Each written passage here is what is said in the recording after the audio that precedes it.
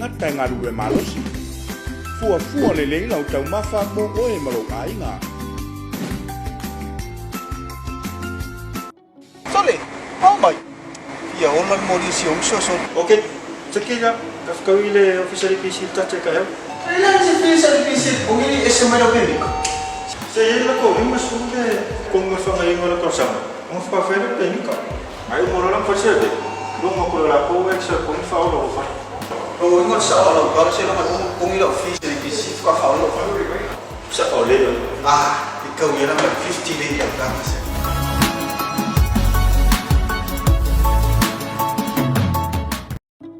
Sorry, oh my. Ya online modi si so. Okay, sekira kafkawi le official PC tache kayo. Kailan si official PC ungili estimate opinic. Single-use plastic water bottles are a big waste problem in Samoa and for our planet. Do not throw away water bottles after drinking. Take it with you. Keep beautiful Samoa clean and plastic-free. Bring a water bottle when you come to watch the Samoa 2019 Pacific Games. Fresh clean water is free for all at all venues. Keep beautiful Samoa clean and plastic-free.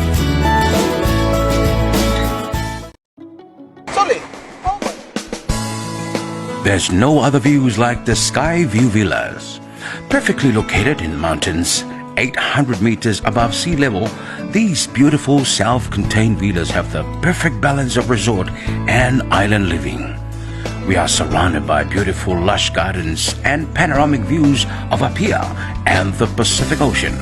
And still a short drive to the city. Meet our friendly and professional staff who are waiting to make your stay better than your last. So what are you waiting for? Island getaway can't get any better when you're staying with Skyview Villa.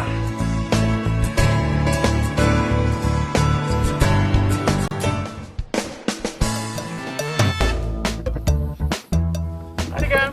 What's up? Aloha. What's that? Crikey, can I have a taste, mate? You know, muli.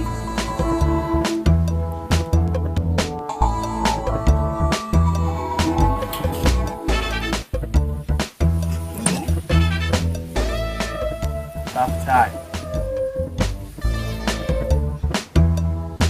Very benign.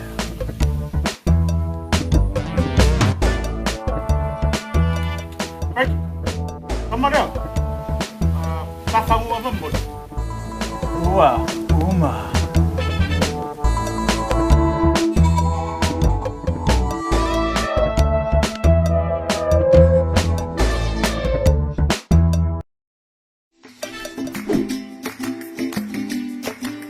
O le whaangaina o le ipu ai o se awala e mawhai o na fuafua le iai lau mea tau mawha. Mai vaenga e tonu o mea ai ia awha le ipu i fuala au aina. O le isi vaenga o mea ai whātuku tino. Ma le vaenga mui o mea ai ano po mea ai māsoa. E fuala te le o le ipu ai le malo se mo mia ma whaangaina e le tino yaso taitani. Ia whaanga le ipu ai le kiti mo tamaiti ma mātua tausi. A o le ipu ke o lolo mo tangata mātutua talabou o tangata e ngaru e malosi. Fua le lau tau mafa mo oe malo ainga.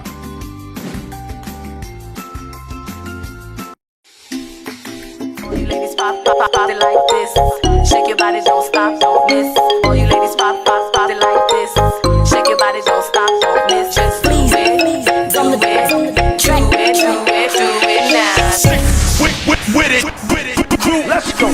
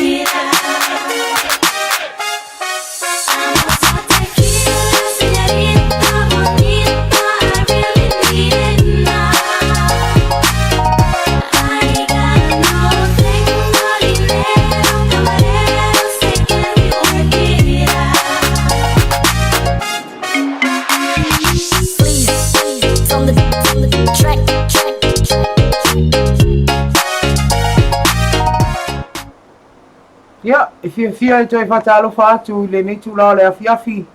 Ia, e mua mua ono whaamaruru atu whaafungaanga na ia tātou paanga. Ia, e meise o na ia tātou wo mamai o tātou pukalame. Ia, ono le motusia whafose o tātou whasalanga. Ia, pean whaatu nā tua lava nāw so ta inga whaon po nei. E te me anu ma whaali tonu. Ia, a le anganga le whaafutai o leo whai on toi whai e tātou insini ia. Ia, o le a whaadua la a papa avilua i lo tātou pukalame. Ia na, o le tūlanga lawa na ia au temene, ia masao la tau tūle i tātou soifua ma swhanau nei tamati. Masao ia, tō te lewe la tūle o whae loa mai, nga poai nā o lo whamratuina la na soifua le so, ia pa pena fui manai o walo, ia a tō tonu le a tātou le westa tō pese, whamanui a tō loa soifua pena fui as whanau. Wa e se tā ua ni mea wa soifua mas whanau.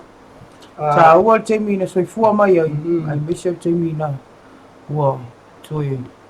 Wanila lang o so na ta wa tele ya ta o ho te mi ala foi pong a pe an fai atu le ta welvin le lang na ta to ta ta ni o ina no fo nga mo e ti mo sa vali vali e mala ma busa ya ma fai lu ta la wi vali ta pe na nga dua so ai fe ri pe va tu pe o fia le ai bala ko a velo ma fa o ta o le aso fa na wai o le aso fai poi poi ma le aso nga Maliwa.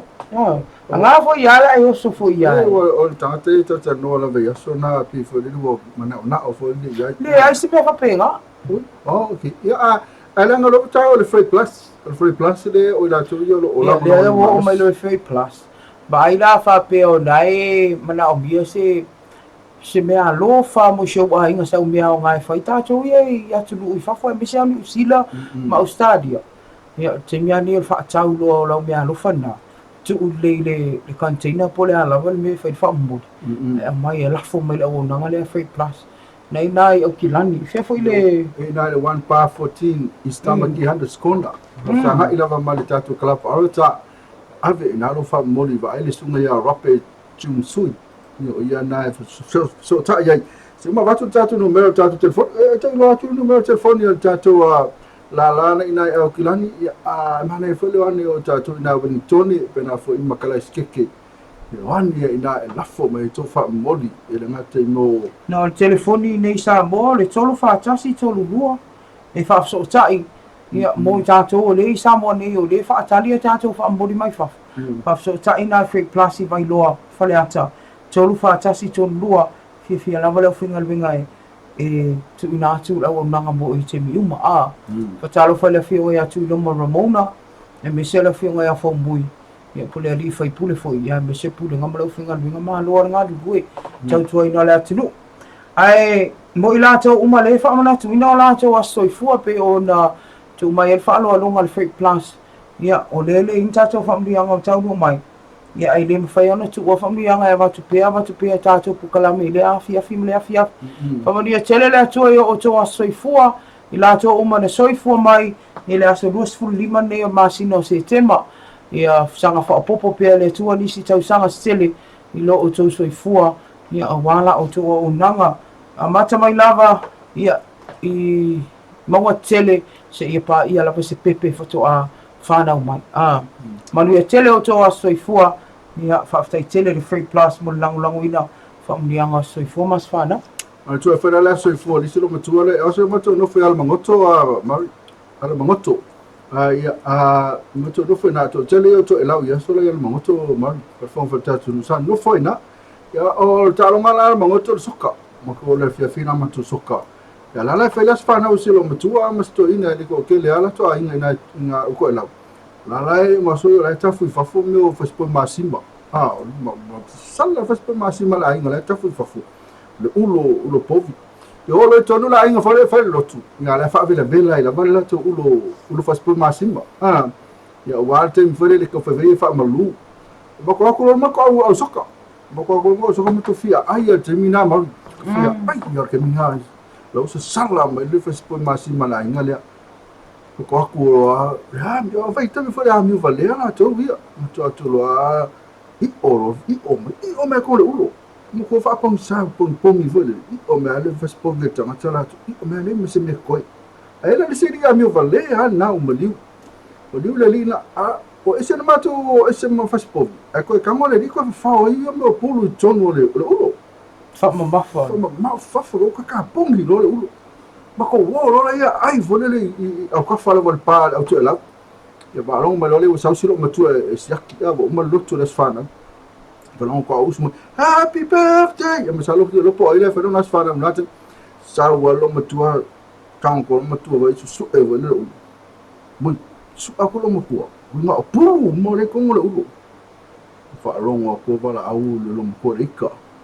Ya o po laki ele tu laki e te polo e taolo ni o koela vai o pai karo ma ko faz por masima ao polo mai ao laki amo ni mundial watu wa pe mai le kala le vole le ulo vole le faz por via akala tu na o polo wale ton mai laki e te polo e te ulo ni keilo va sambo como le pulu le lo para va pelo makua o la waru kafu pulu ai viva vas povi kafu ele hapi ai va que pulu maga kua ele sino makua le kumalo le o ku boli kumalo foi me am fai malo si mela yo asfada ya bo ila le kama fa vasi ngalo makua ele son todo o kama le la bo ni le fia le fa kali fe a wela ko mangkua lo makua ele se moli se lo le moli nga o keke ai kuri lo la kama fa vasi de hey sawe alu fa lo al palang ila le fai au mai se moli nga le va ko pe alu lo le malo vale ya re kusa ale o ko ku ir kanta o se mele le king palang hi. How may I help you? Ano? Fear mavavole. Le fa palang yung muling. Okay, yan palang yung happy birthday to you. Tawag siya palang. So yun. Ako yung sawa rin masabi. Kwama imaw. Ang video palang yun. Pwede na nga rin. Elay, no? Fa palang yung muling. Kaya may happy birthday to you. Okay, palang fa pero yun. La fa ya kuwan ai dai do O la kom fai o ke ko fa ngapa lang ino le do. Ve fe ula kendo Ia wa la va pela pala ke wa va kungi pa lungi po wa ke le ame e fai me ngi os fa. Mo le do ala pra ko ngon me do wala ngau su mai viri do mleo de. I wala ki dale ko leo la nga ulis ka maka ulang fa ka. Mai o ngau so ko le pesa o ke le ro pa lang e modi nga. E ka pe fala matu o ia le mo ai me fa papa o tato. Le va ko fa papa fa to o tato. La ko lisi lo matu na, la ko fa le saina le mo fa papa. La ko la ko matu. Fa papa. Firecracker. The one that I eat. Firecracker I eat. Okay, so no. Ma quella è la papa. Fa papa. The firecracker I eat. Okay, so Paul Mele. Che la firecracker. Il mela è kupul me ga kulia ko la o ngai le. Ngai sa ngale feu on ku pes firecracker. Ele kaudia ele happy birthday. No, tu la toma na forma tu na so mania territorio so for a man se for me for peste la so for ya. Ai na le fala o. Happy birthday to you. Happy birthday to you. Happy birthday everybody. Happy birthday to you. Hey, hey. Manu ia tala toa so fua. E pro fala le o posto me. Manu ia toa sfanau kids. Tama nei ia masaola taso to basela. Ele me la wana ta ia akorosi o tolo sunga ia ulai ia amaita tu tala taloma. Awe wase ele ngata na mata taloma. Awole so o to lo mata to news le was out there to mata fresh Murray. Ia maana happy birthday to you Kendo. Happy birthday to you. Happy birthday. The firecracker, the fire, papa. It's a polo.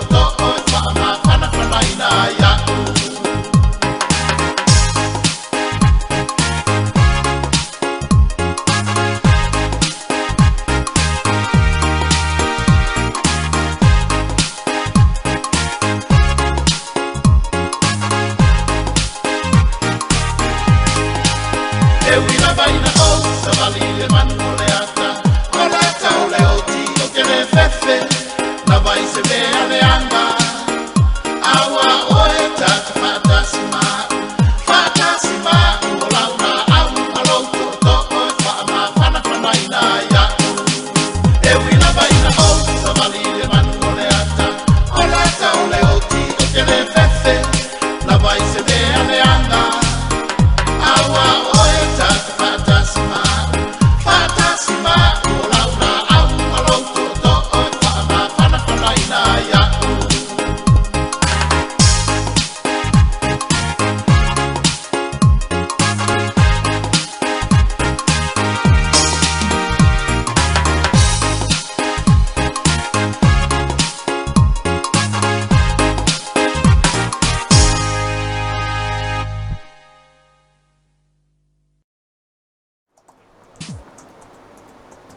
Ia, e fia toi whatalo whātu. Ia, nei tū lawa le fiafi toi tali mai o tātou pokalame nei TAUAFIAFI man LOABAY. Ia, e fia lama e whālau loa tō leo mol so ta inga ma le sunga ia iulai ngale. O le sui fo i tātou wala leo ma le ala ata. Ia, was whapoponga o tātou tālai tālonga i peo masani ai. Tālo whalama iulai nea fiafi ma lo tawata i o amai. Se o lofa ta lofa mali ma lo lava tui kupenuia. Ia te tumu ia o lofa petano so lo marenei e tuke ma whai marenei aso. Ia o manuia ko i le lofa mananga le dei o le tua. Ia e o te ringa ki e longa ia i lusate e lua ia marenei ia pia vai nini. Ia a wala hawa te tuida o te ia le tele si o tātou tunu. A ta lofa moko no pātu ia na e tātou rom pārauma. Ia i tu e pāra nei ke lope o lo maua mai e pēra te tua mla o lana nei a le loa peri klopo. Ia ai vaya ia o le papotonga ko le tātou tala i tāronga e do ngā tutono le koi va yaso. E mo atu tātou tala e ui le pāle tonu e o man sa mo te ni a mata tāronga. Le o lua si kurpitu minute ai pepa sama sama le rio ready no. Ma tuni ai kiwa o le tātou huka ia motu masuku o lo sala pu e pātou le tula pono ma tā alo ai to se pulu tonu le awa le tunu. E tari e lei fata ngare ban sa mo era o lucio so ko ia lo lato ma fa le ko le si ko ma ai a ko mo mo lucia o no man sa mo lima ai na to tu ia uma ma ko ko lo sa ko ia la tinu ina mo fa te ia hermano ia o lucia ia ile fa minute te si ko ma sa ina me numero valu le ri o apa ese titi a bosa e ui na fa manu ali ai ia le to so si ko e no me le vingi scurtati a e pido manuia uma ta mo foi na pisi e pau e sai na te tani mai man sa mo i ko mo wari le ana si ko e lua mai se ta tu ko ta ya ready no ata se mari mi school pa ya ala pati le ua ma ta tani e pa ile i na ko ri ma ya ta longa manu sa mo to school pa lucia e na oliva le ta ano le ta longa na manu ma o ile su na ya ala pati le ua ai ban sa mo lava o pa ilo mai le tio nai ya pai wanga matangi ki tese pa ya o ngau ban sa mo na fa no ai ya no le ma fa ya no se ta aro sunna ya apa ese titi a mo sai ta no ban sa mo lo toe o ta sa ma ni ko na lai e pe na fa ma nu ai ai i ta no lai le po an po ai o mai se ni tu fa ta si ai ta to di po ti no ta lai ta longa e le fa ma ti no ai na mai pe fa ma tu ni na mai o ai ora tu la ya apa ese titi a mo sa ang sabi de man sa mo sa pena mo lang sa ro ngaro na luo mo ni ko lang le ala pena ye masi ko silani pa te ai kulua in sa ya o la so ro te di sa mo a so ro o ke to pa lo a te suiva el balare o ke ni sa ki stadium ito sa lo mo mai ya o sa ni ko lang le sa ta alo i velese para mo socia ya o le mo la sa ro mo man mo alo i velese pa su todo socia na o le se ku ma pa ito sa te sala e le tau whaingo le tuapa o pelonge e sa longa tisinga ua bea makafa o le meeting ono le te leo la tau sao e lea koe whaanga sama i le AsoLulu a le maalama ana le la lea mo whaingo ano ia mai e le tosi tisi ua bea makafa le AsoLulu e sa mo meeting federation e sa whanga ai leo le rita o ia tamo pelonge mo ta longa le o ni peka i le tau sao ko ua pe ua se pulu no dia pale online ai ta ti a common ground a lo sa pule ma fa se ma lo se mi a pole tu lang de dei ina na ti ma lo lo pole ti na se i le lua se lau kilo le mamafa. I le taiwana au tue ngā champina sisi ngā ua me mamafa i vai mamati tua for International Weightlifting Senior Championship i leo lo whātautai e te tonu o Thailand. Rā sora na pira na whaala i roma e te koro na tini ki a tonga i a tos koro matangi. Le ta alo i leo le li o Israel for Lai moro dong sora siti i a champolau mo le mate mātonga mo le ipo le tūrangi le reito le usenia ka le tai maro i sila i le wha unga o ke sopa e ia pāria rā matanga o November o le taitanga ei. Ta ua Israel for Lai o se pia pia na tele i a te ia te liwa i le ta alo mona na kutiliki. A sa wanoa whati tōma ta o tele mo ia le ta alo i lea moro nā tunu malona a inga. Nā dia whate tai o tōi koro whatono na Philips International Federation no ta lia ina o lea mona manoa aidea e ta alo ai mo le aua tonga. O le manuia i nei tau mawhainga la soka la tunu i la ta ronga lo da lua sa soka le tulangi le nei le usenia Olympic qualifier. Lo toi malolo ai ko i a Solomona i ai e lima i le ai. Ua malutino ai le ai e leo sa manoa mara soka i la anga ori o le tau vanga le ori peka i le tau samako lua ate lua se kuru. Ma le tato tala whai nisi le ungo ta alonga a le vaenga ori ia ta pason patanu i mei la soanga napi i le tau ni sanga soka ala tau soka la tunu le Football Federation Samoa leo lo wha atau ina o whaatino i le titonu rapa o le atunu. I tānonga le bāba i kuna mara au le pēa, ta tusa e tai kasi o la ai. Ai tānonga le nuper soanga ma mai vase tai, nuper soanga se furu masasi mai vase tai e ra tonu. Ai tānonga le bāba i usu mara au mota, manu ai vai usu, e tonu i le ai a mota.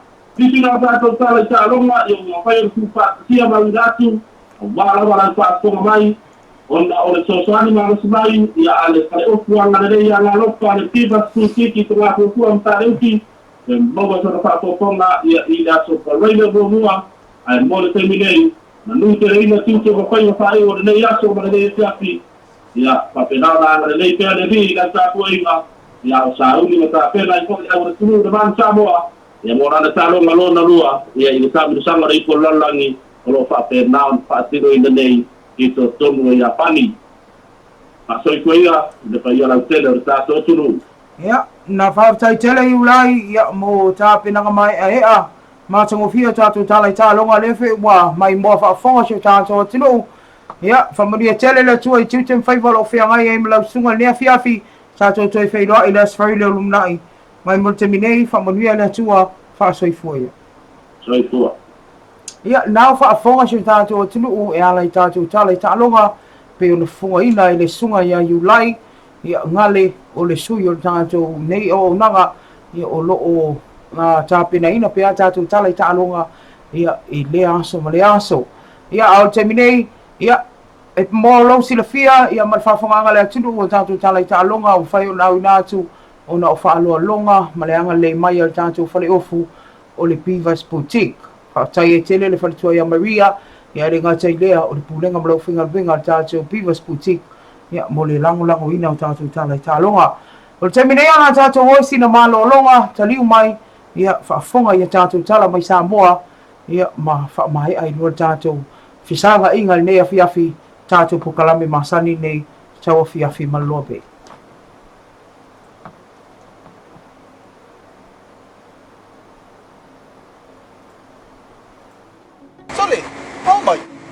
Ia ona le molisi o so. Ok, tequila, kafkawi le official PC tache ka eu. Ela se fez a PC, o ngini ese mai o bemiko.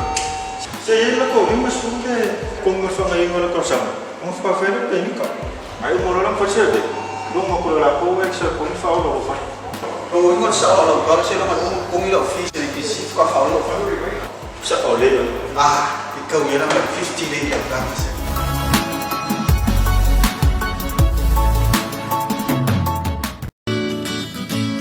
Single-use plastic water bottles are a big waste problem in Samoa and for our planet.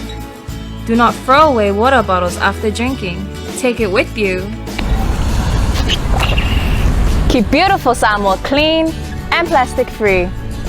Bring a water bottle when you come to watch the Samoa 2019 Pacific Games. Fresh clean water is free for all at all venues. Keep beautiful Samoa clean and plastic free.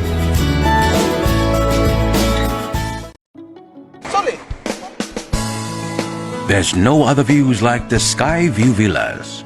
Perfectly located in mountains 800 meters above sea level, these beautiful self-contained villas have the perfect balance of resort and island living.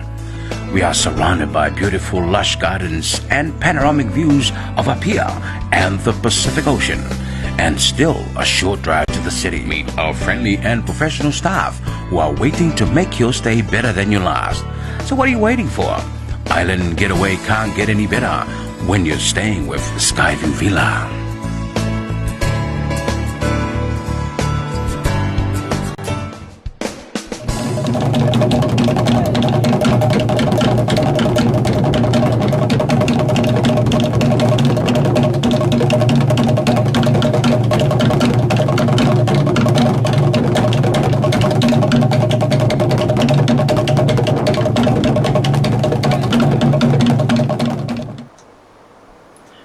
Toi whatalo whātu lau whāsausanga lea tunu pele. Ia ili toi taliu mai o tātou pokalame nei o TAUAFIAFI ma le LOABAY. Ia usi mai lau whaafonga.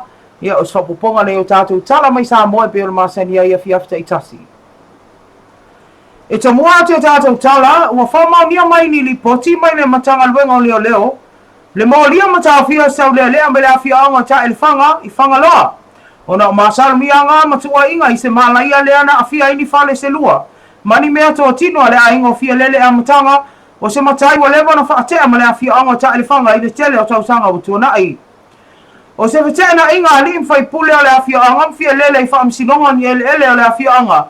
Lea o maa loa ele nei matai. Na mafua e na whaatea ma lea fia anga I tausanga I tele o tōna ai. Pei tai ele maa le ele nei na mori mau nisi o li mwhai pule o lea fia anga ta elefanga. E matoi o la tau le loa lava le teimi na sasawa ne ai ma afia I nei whale lua I le wawe au le astofi.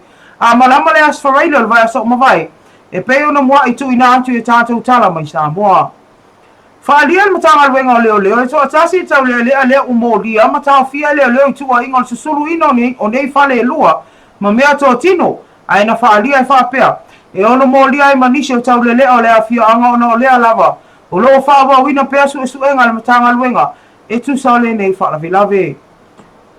O le whalavelave le nei na tupu tonu le wawe au le whatoa mai au na tā pena. E le a inga o fia lele lo la tau whanua I tā ele whangama le whale. A wāsau ninga o le maliwa lo na tausi le ana fuafua mo le tae au nei. Pei ta ea leo I lo tonu e tala mai Samoa pe o whaatau nuu le fuafuanga. O na o leo whaatama I o umawhale lua I le mālai e pe o na tā ua. O le temi nei o lo whaahowina I pea su e su e ngā leo leo. E tu sa le nei whaalavelave.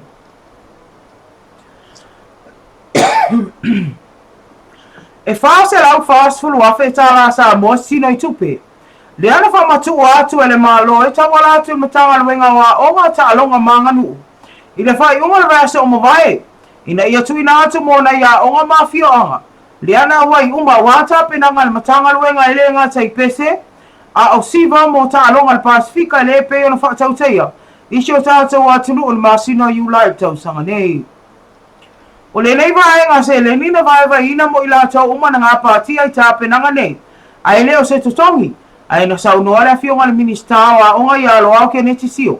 O le whailonga o le fia whaafitai o le ngā lurue whaatasi.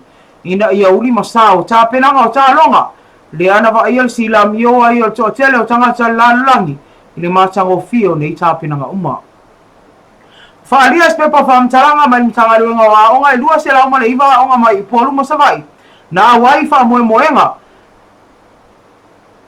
E tāpena ina e au fia ai le adopt a country program o le sulu po le whaata moenga o le sulu. Ato ai ma le tala ina ma le tāpunia o tā longa e pe ona mai moa I le atunu u. O le lua sulu tolo a onga neina awai sisina o tanga vahi le ana o la tau langi naivi o atunu u taitasi na o la tau whaata waina. Ma whaatino o la tau siwa whale anganu. A uisi uma onga na awai le whaasawali ina o le sulu ma le tatala ina ma le tawalunga ina o ta alonga le Pasifika. Na saunoa le ofisa Siria mtanga luenga wa onga ia afa masanga Dr. Caroline Fuata e whapea o le neise leni o le atu ina atu ia onga nei e fua le whainu mea o whanau na awai. Mapoka la me sa awai iai. O le seleni pito e lai titin tu ina atu ia onga nei e 5 selau. Ai o le seleni pito e mawalunga e fitu a fetala Samoa.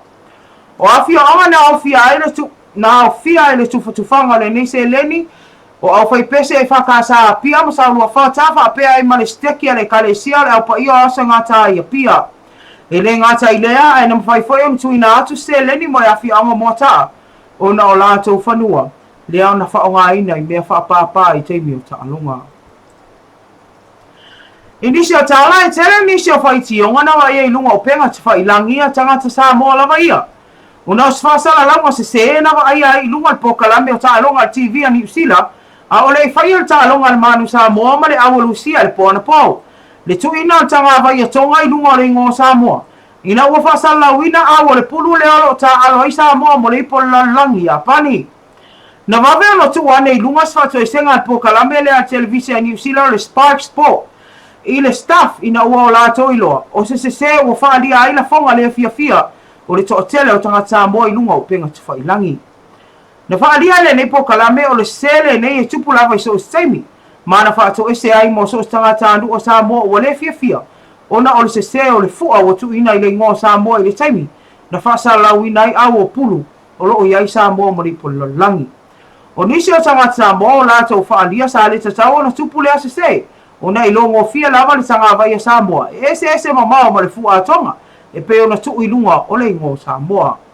Hui lea na tea uma nei langona ita ma le whaanoanoa ina o mahea ta alonga le manu Samoa malusia. Masi yamu ai le manu i ai e tolu surfa. Ile na o le iwa lusia. Tātou tala whai ua whamania mai se fuafuanga le pulenga o le aonga ma tātai ese ale kalesia katoliko le Ioane Poseko. E talia ai tama itai le aonga pe a e mai mo le isi tausanga wha le aonga fau i le tausanga fau. O le nei fuafuanga na whalia ai le pulenga i nisi o whaasalalonga e whaapea o sfa moe. Wa lewa o na tanga i ai. Ai na tilo i vaenga umai nei o mautino ai whai le nei suinga. Ai walava tā pena le lau mua Ioane Poseko. Mole sila fia le au whaafonga, o se tasi le nei o aonga le kalesia katoliko mai lava le temi na whaavai inai. E na o li i lava e au inai. Pe itai o no le talo faule nei ma le tilo i awa no tusa o maa li ma tamai tai. Ia maua le tomai i anga vai so sa le ni o inai le i aonga matatai se. O lea o maafu ai o na e so fai le pulenga o le nei lau mua. Ina ia whaatino ina le nei suinga. O le taimi nei ele o toi aise a onga le kalesia katoliko ua na oli. O lea ua vaia le talia uma o tamaitai a onga po o kolisi ese al katoliko. Lea sa whaavai mai e na oli i lava e a onga ai. E pe o kolisi o sangato Iosefo o le kolisi o sanele. Ai mai se ile a onga le nei o matata ese a Ioane Poseko i ala fua. O le taimi nei toi tasi lava le a onga le na o tamaitai e talia ai. E na ole a onga tūlanga lua ma le kolisi a sangata Maria. O nisi o aonga ale kalesia katoliko. Whaafonga le atunu ai meise o nai tātou pāanga o malawa o loo whaafonga mai o se tau whainga nei ala o tonga tātou tala mai Samoa. Ia ua lava lau whaafonga anga i nisi o mea o loo whaapeo na tupu te tātou atunu nei vai tau. Ia a o loo iai pēr Samoa i lana wholonga ia i leanga i atu wha i mara tau. Sanga maa lo lava ia le whaafonga mai ma le mafuta mai tātou pukalame nei. Au te iloa o le a tuina atu sin tātou whasalonga whapisinisi i taliu mai whai wina tātou pokalabe TAUAFIAFI ma LOABAY.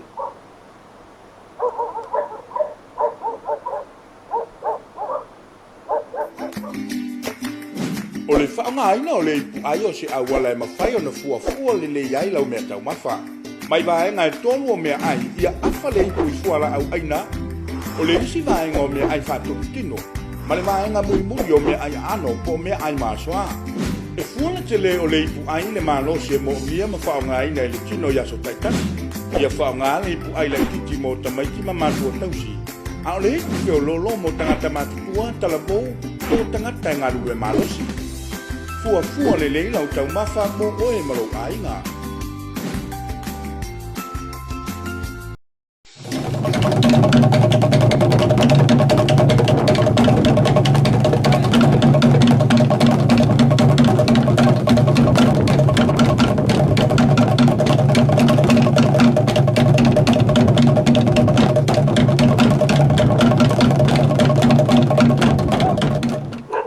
Ia, fia te whatalo whātu nei temi o le tātou pokalame. Ia, tai lava le mafuta mai la na futa atu mafuta mai malo lava le sa'i fo I mafuta mai le tātou pokalame. Mo le tuwha malo, ina sa whafonga mai tātou news, e peo na whonga ina tamai tai o Fresh Murray. Kan sia ia o matua I whaamile ina lo whingalo i tātou news. Ina, matofa I tātou news nei, o lo sa'i lia pes tātou company, la tu te lango ina I tātou news. Murray, o le news mana ia, lava le whalongo tia I, o le news ina mo mua, ele mana ia tele. Pe me no mo le tangata le sa sulina le fale si ainga na fele.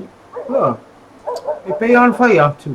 O le tua siri o na whaftai ai o lea o mana malama pe ali fai pule matu o tu la fono.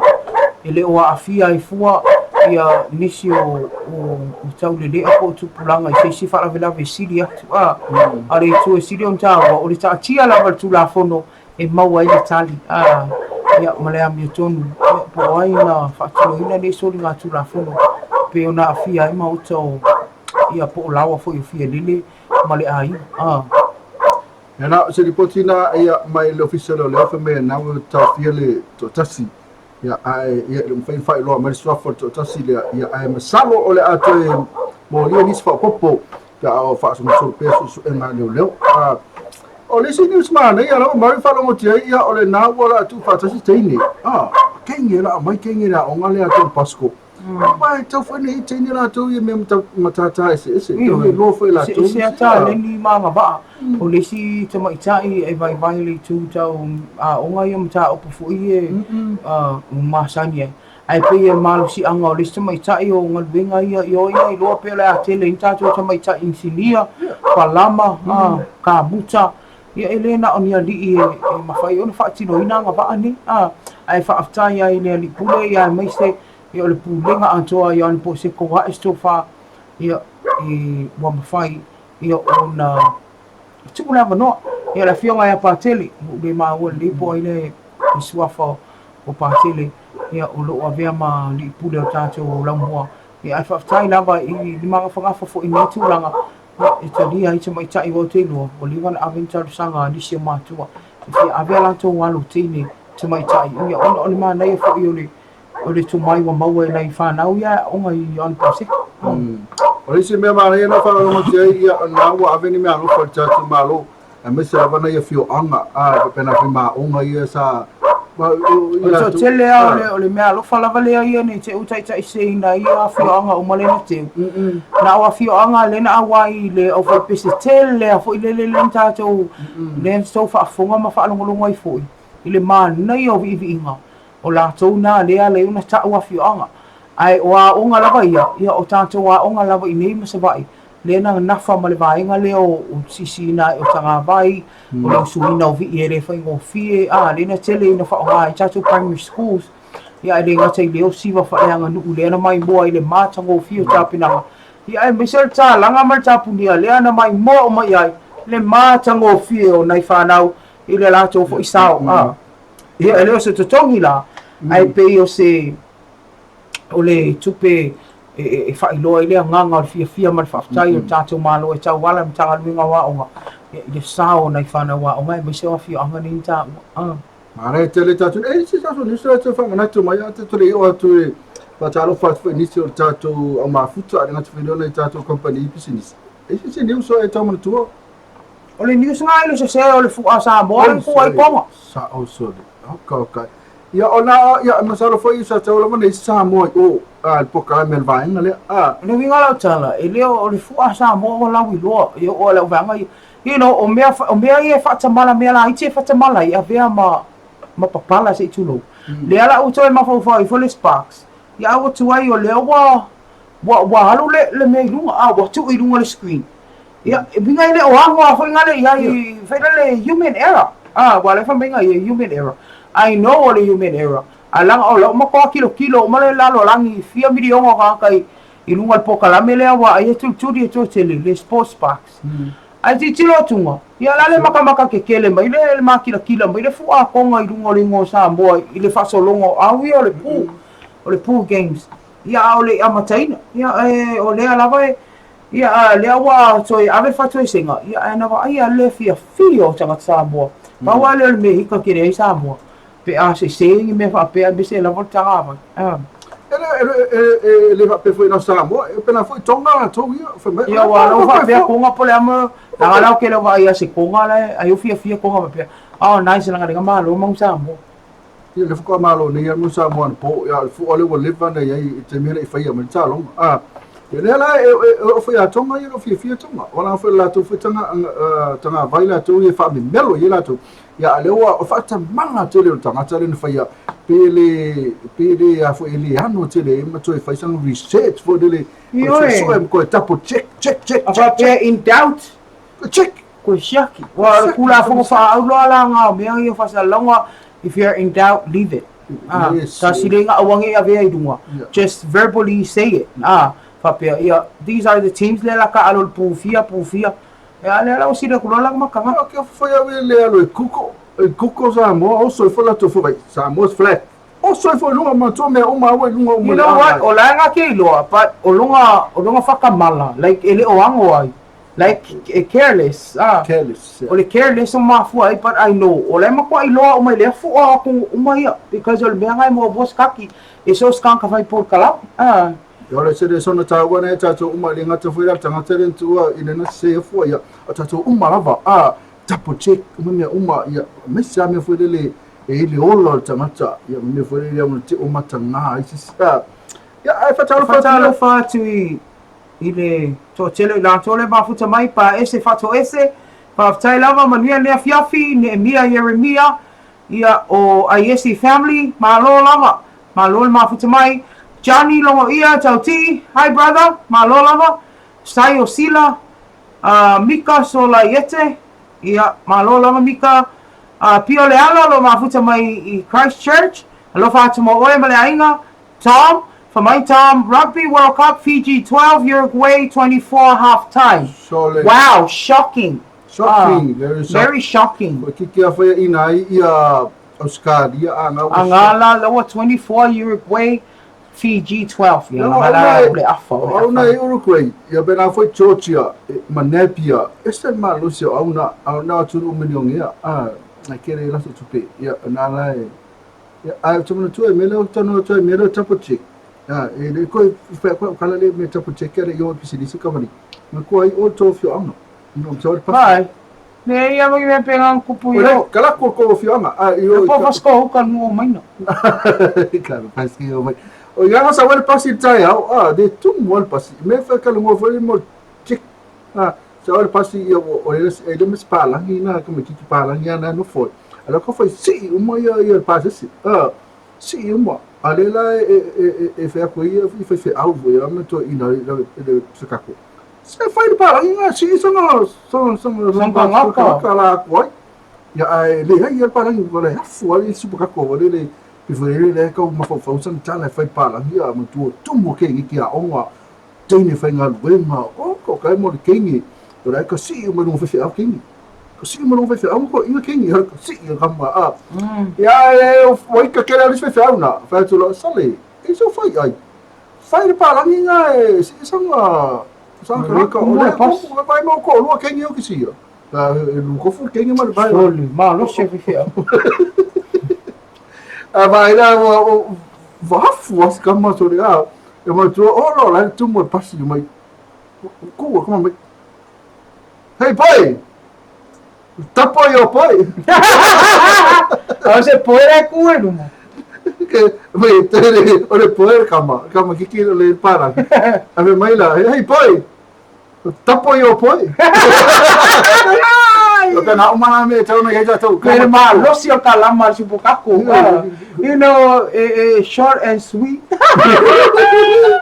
vai lá e ele foi para não se para bring the boy bring all the boys yang ala boy lo mal boy parang ya ala macam tu mari ya facalo faccio ne tato ka pri sini ya ona ole uma facalo fa nai tanga ya ma talo fa tam fa tala mo update tipo se muri au mo se ali talo fa lava lo ma futa mai tipo se ina melepone Alofa tele ati oe male ainga tulanga lua fa tau malola malo mafuta mai Sydney Armstrong Sydney oh le umata famianga ai fa manuia tele atulava le aso soifua ia ole Uncle Armstrong Sydney ia pen ia alofangia le tualo soifua ia sanga tului ni stau sanga wa lava la o nanga ia inga ia ai mese ia umi pe lo soifua mafuta ai manai fanau alofa anga na mai ia Armstrong Sydney male ainga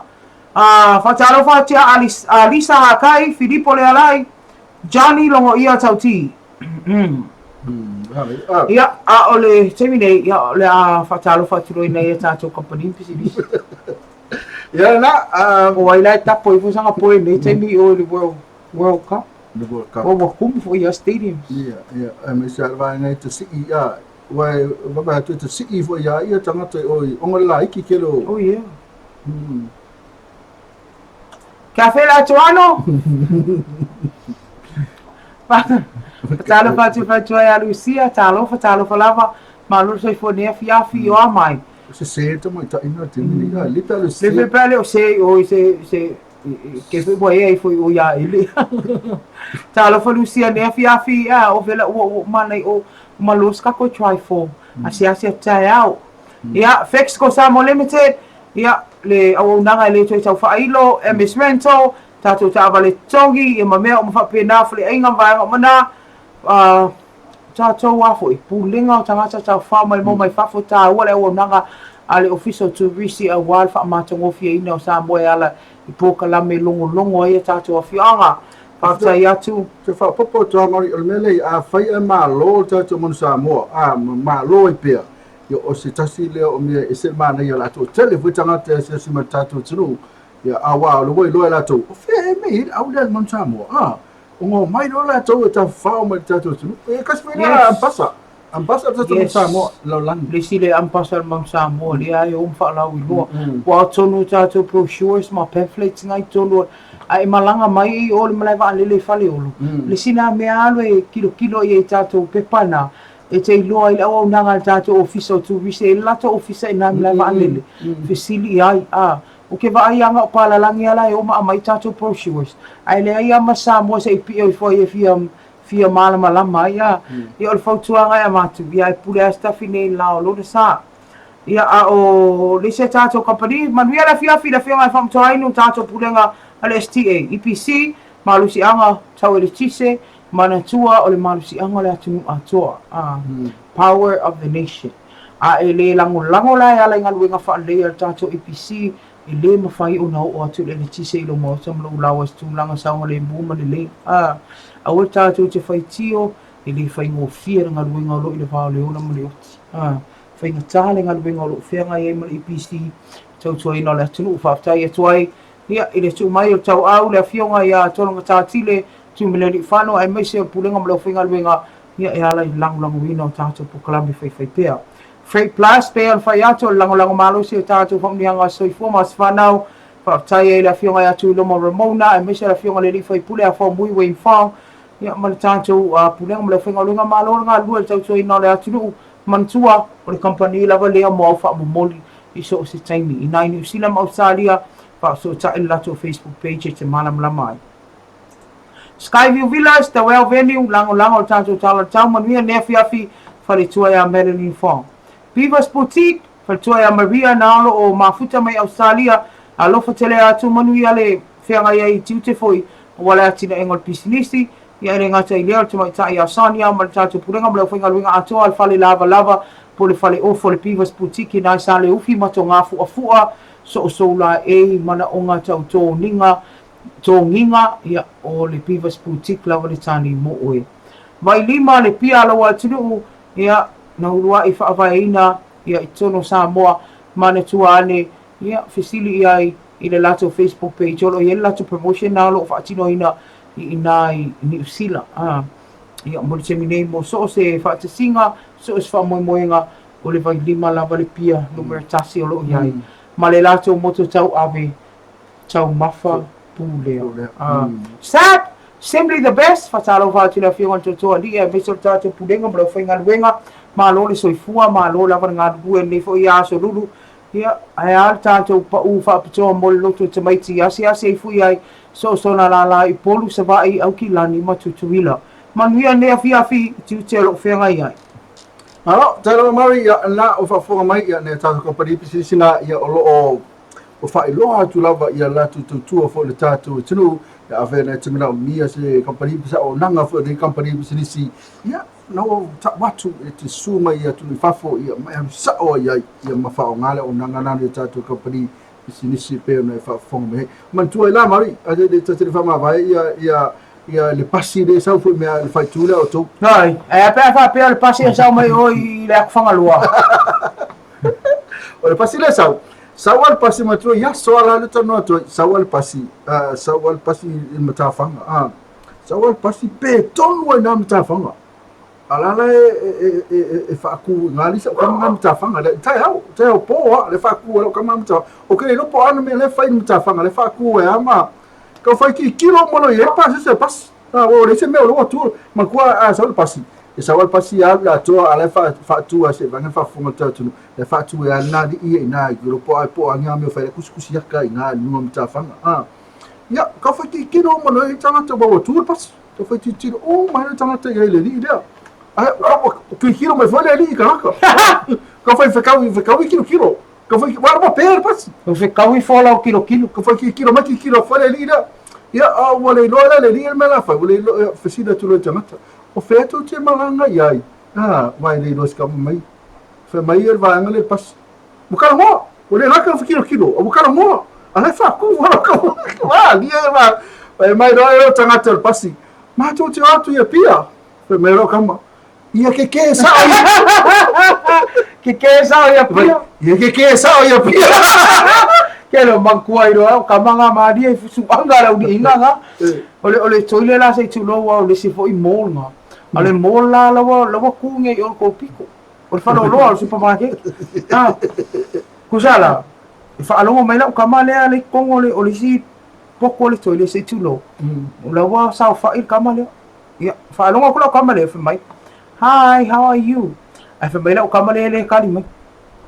I'm good. Leman hui afaf tai. Mai, ke fia sau. Ai famelo como le, ya, famelo como le. Ke fia sau, ai famelo le ai.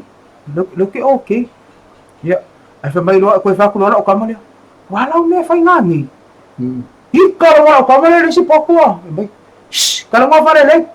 Boke ia la como le fa mai kalau mo fa le. Fa mai o como le. Si mo ko video ko le kalimel ponga. Oleh tu sini orang kau halai nak kaki. Ada kali halai nak. Mana rasa balik. Lain orang yang ia sekengi orang kamal mere. Mai kali mere. Si mau kau video kau kali mere ponga. Oleh tu sini. Iyo. Mau apa lagi? Apa lagi? Ya, tahu. Ayah, kau kali saya lo sini. Aku cortar no al vai. Pero fai tu. Ya, oleh. Oh, você belo rato ni o Maris.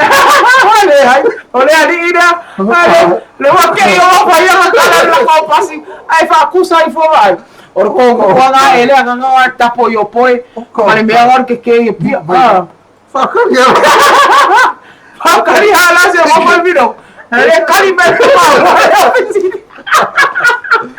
Ma te mai tātou tino o tātou te whenai la so tā apa pui alofa le tu e aulia aturu sui fua ma se ola vai. Ai manuia te lei e malolonga nea whiawhi ia ma tutua nā mai tātou ia whain tātou lotu moi. Ia ma se whia ia lai kai au ia lai man losi tātou. Wa to tēnā tātou ele whain lotu moi. Whia whain lotu moi ma lotu wala. Ele va pēr na lotu moi e mo lole ola fau. Ngalo. O nā tau ele whainga toro tu moi, e toi moi stay me la uli. O nā raile o ele ma losi tere la tau. Mira ngā rengai kua. Ma wā oi. Pa kai a mo kota o ma mai le tu sa loko. E pa tau moi stay me la tau. Ai manu e tau lea. Hey, to family time. Good night. See you tomorrow, okay? God bless. Vai kisi mai sio. Vai kisi mai sio la to. Le ma foka bise sio. Viliamu. Vira mo marikisi me foi vira mo telefone mas They were kaeki vira video. Good night. God bless you. Saifua.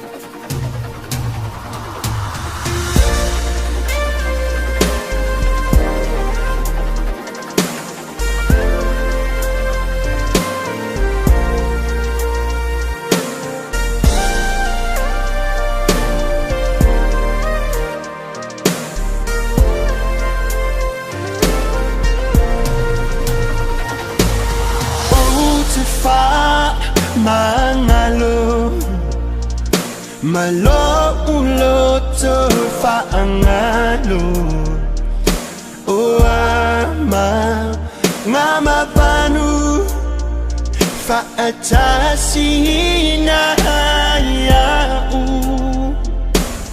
anu salende alofa so fano ai lo uola o te ino ai Lenei pe afai hiwa ele langona ba iba sale masaninga ile miliona oh my love I ofu ita ile tashoina le anga mama seinga ayane uliwa le bayosina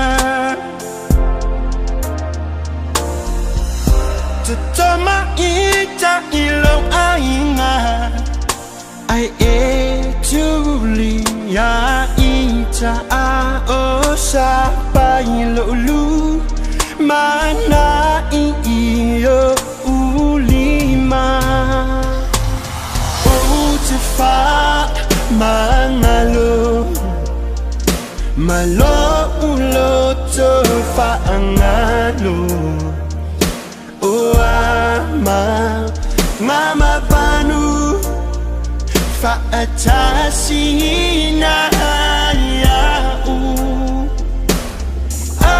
Salende alofa so fano ai lo uola o te ino ai lenei pe afai hiwa ele langona naisa afinga isia ufana ia puna pea le oli oli e o ile fa ababau tu salamba po ame uma ua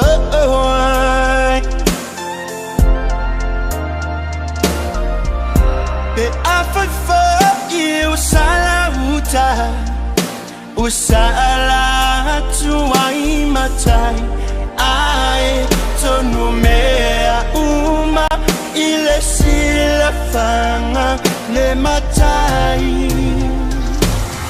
o te fa manalo malo ulo to fa angalo o ama mama panu fa atasina ya u anu salende alofa so fano ai lo uola o te ino ai lenei pe afai hiwa ele langona